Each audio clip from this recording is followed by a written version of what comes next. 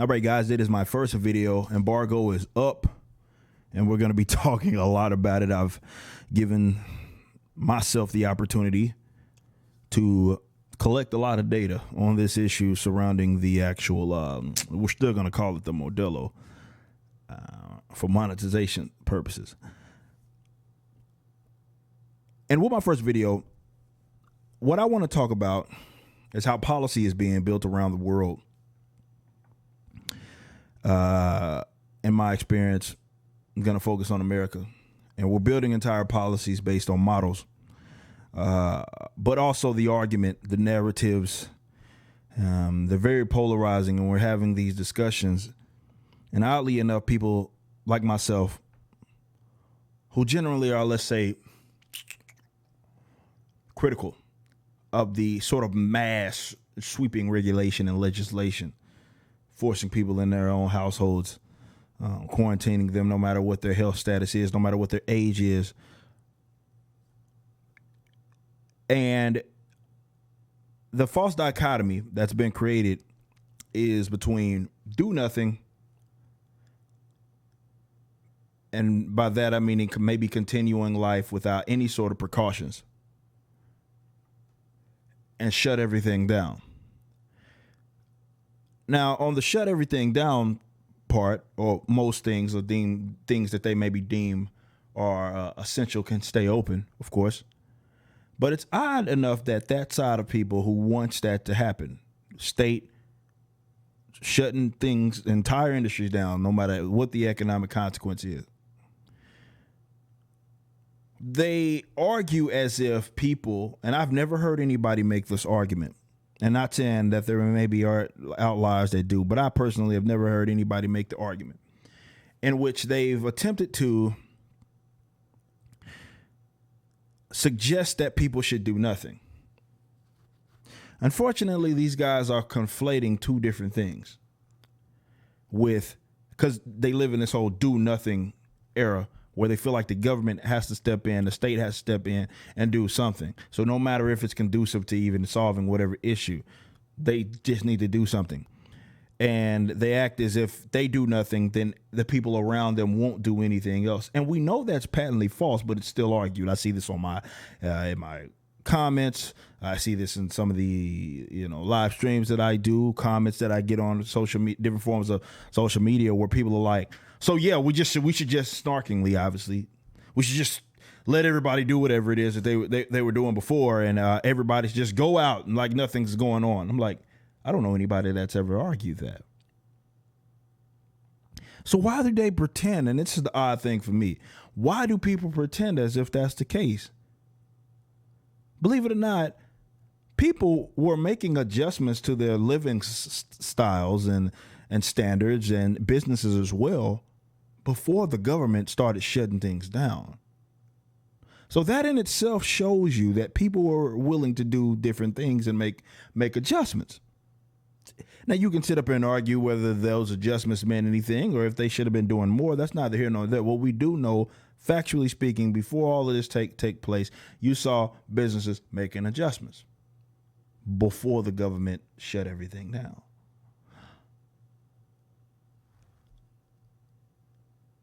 You can make adjustments to your lifestyle, combat this issue, take precautions without advocating that the government make sweeping regulation and legislation. There's life that exists outside the state, believe it or not.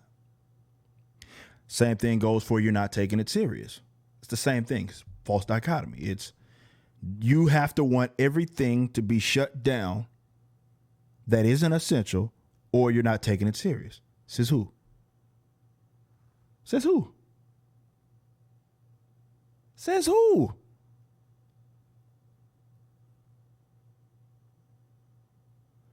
So the argument that they're basically making is, if you don't do what they want you to do, you don't advocate what they advocate in terms of a solution,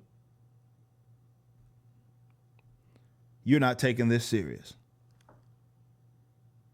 That is a childish non-argument. I can take it serious while also understanding that this doesn't seem like a proportionate response here. Doesn't really make sense to me. It is what it is. But when we are having these discussions, as we continue, not just on this channel, when you go out and have arguments, people are starting to see the economic kickbacks of this. Also, you're going to see more people be critical of the policy. And it makes sense. It's one thing, goes by a week, goes by 2 weeks, goes by 3 weeks, and people are like, okay, it got closer and closer to home. I get text messages, homies like, hey, man, I got laid off. Partners like, hey, man, my partner got laid off. Got fired. Economic consequences are going to see, because it's not a sustainable thing to do, to basically shut down entire industries or make it nearly illegal for them to operate as they have before. And that's just going to be what it is. 6.6 before I shot this video, 6.6 the week before last, actually, million people filed for unemployment. That's the other people that filed. That was successful. It's not including the people that couldn't even do anything considering the servers were overloaded like a mother. Guys, I get that you may want people, depending on how this is impacting you, to take something serious, but there's no need to create false dichotomies. And the fact that they're building government policy based off of this, the whole flatten the curve thing, right? That's the narrative, or more so the technique that they're trying to utilize. They want to flatten the curve. And the curve is that the model that they're basing off of this is flattening this curve. And it's based off of something, and they're building entire policies off of this, off of something that isn't necessarily taking place in a lot of cases. That is, do nothing. I'm like, well, wait a minute. People weren't just doing nothing prior to you shutting everything down. Why is it that everything has to be legitimized through you guys? And it's almost guaranteed that once the state gets involved and the government gets involved, like they have to this degree, look, America is a geographical area with 330 some plus million people, roughly. And not even now, it's impacting different areas for different reasons, differently. What's going on in New York? I believe like a third of the cases right now are all in New York. There's a massive bodies of, massive geographical area where you consider how America is, and the different cultures, which actually may play a role in how this thing is spreading. And that's what the models can never account for. So even though, matter of fact, I'm going to look it up. I'm going to look it up right now. So what's taking place now in Texas, let's see where I'm at. We have only 140 deaths. Texas is pretty big and it's pretty populated. And then you go to New York, though, and it's a different experience. It's 4,000 something deaths. Yet some of what's happening is being applied the same way. It's a one size fits all. And that's been my biggest gripe with this throughout this entire scenario, is that we're applying one size fits all methods that's impacting multiple demographics. And people are unfortunately suffering the consequences from an economic standpoint. And this uncertainty is going to continue to build up. But it's easy for people with sweeping that either maybe have their essential jobs, or they're working with the government, or they work in healthcare, or being as a bureaucrat, or even as a practitioner, or what have you. Their jobs are guaranteed. Everybody else, they're basically telling you to go screw yourself. We're going to shut everything down for an indefinite amount of time. And that's the only way that we can combat this. That's the only way that every place in the friggin' country can combat this. We have to shut it all down. And then when I come up with a solution, my solution has always been the same thing. They act like I didn't come up with one. Hey, I see you always complaining, but what's your solution? I said the same damn thing for, a month. I don't want a one size fits all. That makes no sense.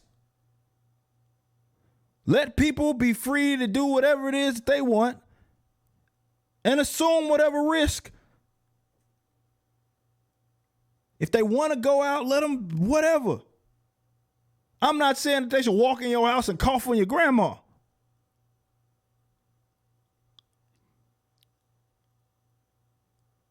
But that does not mean that I want it forced one way or another.